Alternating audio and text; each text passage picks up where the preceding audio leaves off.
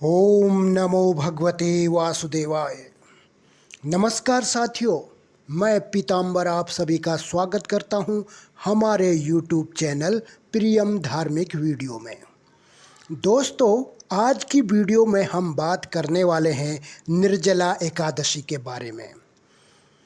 तो दोस्तों, आप सभी से अनुरोध है कि इस वीडियो को लाइक कीजिएगा, शेयर कीजिएगा और कमेंट बॉक्स में ओम नमो भगवते वासुदेवाय जरूर लिखिएगा। तो दोस्तों, जान लेते हैं इस वीडियो में क्या क्या होने वाला है। आज हम इस वीडियो में जानेंगे निर्जला एकादशी का क्या महत्व है, निर्जला एकादशी की क्या पूजा विधि है और निर्जला एकादशी में किन वस्तुओं का दान करना चाहिए, निर्जला एकादशी का शुभ मुहूर्त क्या है और निर्जला एकादशी की पौराणिक कथा क्या है, वो अंत में इस दिन क्या नहीं करना चाहिए। तो आइए दोस्तों, देर न करते हुए वीडियो को आरंभ करते हैं। दोस्तों, निर्जला एकादशी पूरे साल की 24 एकादशियों में सबसे प्रमुख मानी जाती है। धार्मिक दृष्टि से सर्वाधिक महत्वपूर्ण निर्जला एकादशी ज्येष्ठ मास के शुक्ल पक्ष की एकादशी है। इस एकादशी का व्रत करने से सभी कष्टों से मुक्ति मिलती है। इस दिन जरूरतमंद लोगों को दान पुण्य करने का विशेष महत्व होता है। इस दिन परिवार की सुख समृद्धि और खुशहाली के लिए निर्जला व्रत रखा जाता है। इसके अलावा इस दिन गायत्री जयंती भी मनाई जाती है। तो आइए आपको बताते हैं निर्जला एकादशी का महत्व, शुभ मुहूर्त, पूजा विधि और पौराणिक कथाएं। तो दोस्तों, सबसे पहले जानते हैं निर्जला एकादशी का क्या महत्व है। निर्जला एकादशी को लेकर ये मान्यता है कि अगर आप पूरे साल में एक भी एकादशी का व्रत नहीं करते हैं और निर्जला एकादशी का व्रत करते हैं तो आपको संपूर्ण एकादशियों का फल मिलता है और भगवान विष्णु आपसे प्रसन्न होते हैं। इस व्रत को करने वाले लोगों को अन्न और जल का त्याग करके व्रत करना पड़ता है। पद्म पुराण के बताया गया है कि इस व्रत को करने से दीर्घायु और मोक्ष की प्राप्ति होती है। दोस्तों, अब जान लेते हैं निर्जला एकादशी की पूजा विधि क्या है। सबसे पहले ब्रह्म मुहूर्त में उठकर स्नान कर साफ वस्त्र धारण करें। भगवान विष्णु का ध्यान करते हुए निर्जला एकादशी के व्रत का संकल्प लें।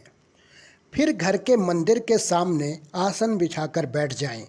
एक चौकी लें और उस चौकी को गंगा जल से शुद्ध करें। फिर उस पर पीले रंग का कपड़ा बिछाएं। कपड़ा स्वच्छ होना चाहिए। भगवान विष्णु की तस्वीर या मूर्ति चौकी पर स्थापित करें। भगवान विष्णु को स्नान कराएं और उन्हें नए वस्त्र धारण कराएं।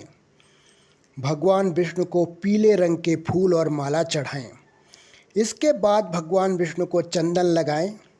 भगवान विष्णु को अक्षत चढ़ाएं, धूप दीप जलाएं। भगवान विष्णु को भोग लगाएं और तुलसी दल अवश्य डालें। विष्णु भगवान के मंत्र, चालीसा, स्तुति, स्तोत्र आदि का जाप करें। निर्जला एकादशी की व्रत कथा पढ़ना न भूलें। भगवान विष्णु की आरती उतारें और प्रसाद पाएं। एक थाली में सुहाग का सारा सामान रखें। दिन ढले उस सामान को दान कर दें। सुहागिन महिला को दान करना और भी शुभ रहेगा। दोस्तों, अब जान लेते हैं निर्जला एकादशी पर किन वस्तुओं का दान करना चाहिए। निर्जला एकादशी पर दान पुण्य करने का विशेष महत्व होता है। इस दिन जरूरतमंद लोगों को वस्त्र दान करने चाहिए, लोगों को शरबत पिलाना चाहिए, जौ के सत्तू, पंखा, खरबूज और आम दान करने का विशेष महत्व होता है। इस दिन किसी गरीब संत को मटके या फिर कलश का दान करना अच्छा माना जाता है। इस व्रत को पूरी श्रद्धा और भक्ति के साथ करें। दोस्तों, अब जान लेते हैं इस व्रत के पौराणिक कथा क्या है। दोस्तों, पुरानी कथाओं के अनुसार जब भीम ऋषि वेदव्यास जी से कहते हैं, हे भगवान, भ्राता युधिष्ठिर, माता कुंती, अर्जुन तथा नकुल सहदेव एकादशी का व्रत रखने को कह रहे हैं। मैं भगवान विष्णु की पूजा के लिए समस्त कार्य कर सकता हूँ, परंतु बिना खाए मेरे से रहा नहीं जाएगा। भीम की बातों को सुनकर वेदव्यास जी कहने लगे, हे भीम, अगर तुम स्वर्ग को अच्छा और नरक को बुरा समझते हो तो तुम्हें वर्ष में एक एकादशी को अन्न ग्रहण नहीं करना चाहिए। इतने में भीमसेन कहते हैं, आप ठीक कह रहे हैं, परंतु मैं खाए बगैर कैसे रह सकता हूँ। मेरे पेट में वक्र नामक तीव्र अग्नि रहती है, इसलिए मैं भोजन किए बगैर कैसे रह सकता हूँ, और यह अग्नि भोजन करने के बाद ही शांत होती है। अब आप ही बताइए, मैं बगैर भोजन कैसे रहूँ। इसलिए आप मुझे कोई ऐसा व्रत बताइए जो व्रत सिर्फ वर्ष में एक बार ही रखना हो और मुझे मोक्ष की प्राप्ति हो। भगवान वेद व्यास जी कहते हैं, हे भीम, बड़े बड़े ऋषि मुनियों ने बड़े बड़े शास्त्र बनाए हैं और उन शास्त्रों में ऐसी विधियां बताई गई हैं तथा व्रत बताए गए हैं जिनसे जातक को मोक्ष की प्राप्ति होती है। शास्त्रों में इस एकादशी व्रत को अति महत्वपूर्ण बताया है। भीम ने तुरंत कहा कि हे भगवान, मुझे उस व्रत की विशेषता तथा विधि बताइए ताकि मैं इस व्रत को रख सकूं। तब भगवान वेद व्यास जी कहते हैं, मिथुन तथा वृषभ संक्रांति के बीच ज्येष्ठ मास के शुक्ल पक्ष की जो एकादशी आती है उसका नाम निर्जला है। भीम तुम उस एकादशी का व्रत करो। इस एकादशी को आचमन में 6 मासे से अधिक जल नहीं होना चाहिए और भोजन भी ग्रहण नहीं करना चाहिए। भोजन ग्रहण करने से यह व्रत नष्ट हो जाता है तथा इसके मिलने वाले लाभ से वंचित रह सकते हैं। इस दिन अगर तुम एकादशी के सूर्य उदय होने से द्वादशी के सूर्य उदय होने तक जल ग्रहण नहीं करोगे तो यह व्रत साल की सभी 24 एकादशियों का प्रतिफल देगा। द्वादशी के दिन उठकर सर्वप्रथम शारीरिक स्वच्छ होकर ब्राह्मणों को दान करना, भूखे ब्राह्मणों को भोजन करवाकर फिर आप भोजन करें।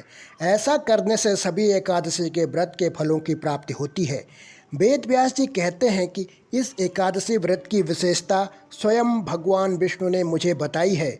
इस एकादशी का व्रत रखने वाले जातक को मृत्यु देने वाले यमराज भी घेरते नहीं और भगवान के पार्षद आकर दिव्य रथ से ले जाते हैं।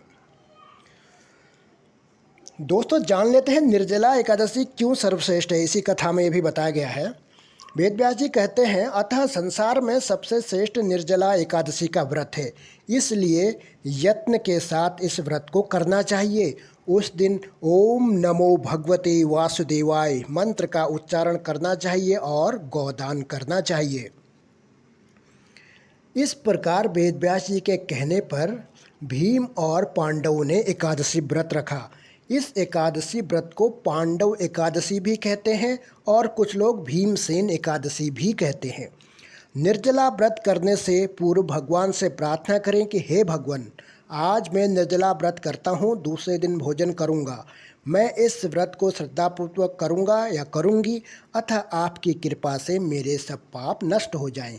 इस दिन जल से भरा हुआ एक घड़ा वस्त्र से ढककर स्वर्ण सहित दान करना चाहिए। आइए जान लेते हैं वेद व्यास जी ने बताया है कि निर्जला एकादशी का व्रत क्यों रखा जाता है। भगवान वेद व्यास जी पांडवों को कहते हैं कि निर्जला एकादशी व्रत रखने वाले जातक को अभिष्ट फल की प्राप्ति तो होती ही है, साथ ही भगवान विष्णु के धाम को वह वास करते हैं, क्योंकि इस एकादशी का व्रत रखने वाले भगवान को अति प्रिय होते हैं।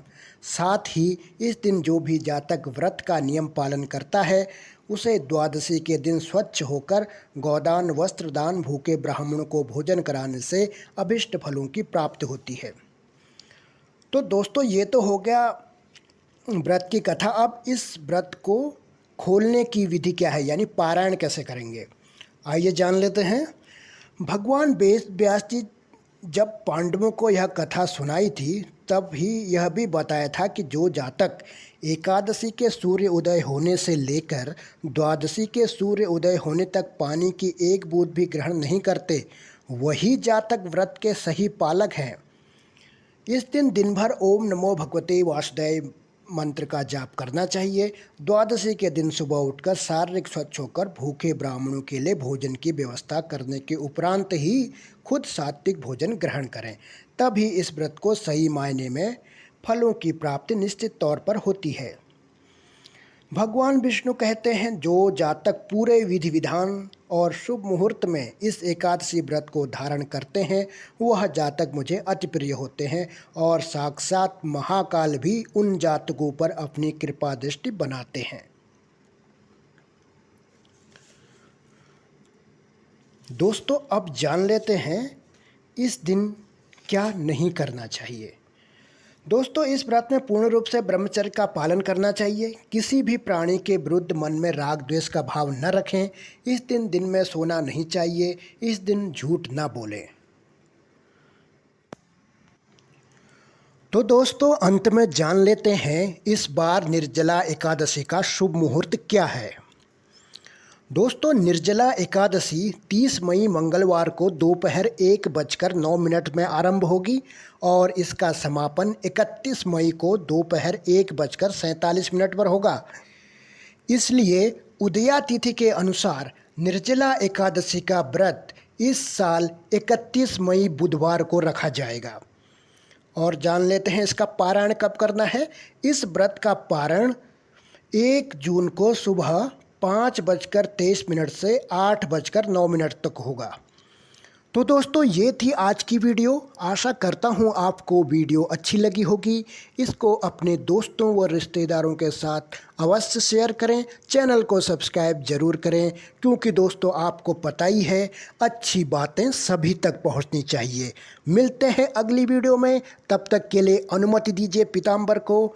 ओम नमो भगवते वासुदेवाय।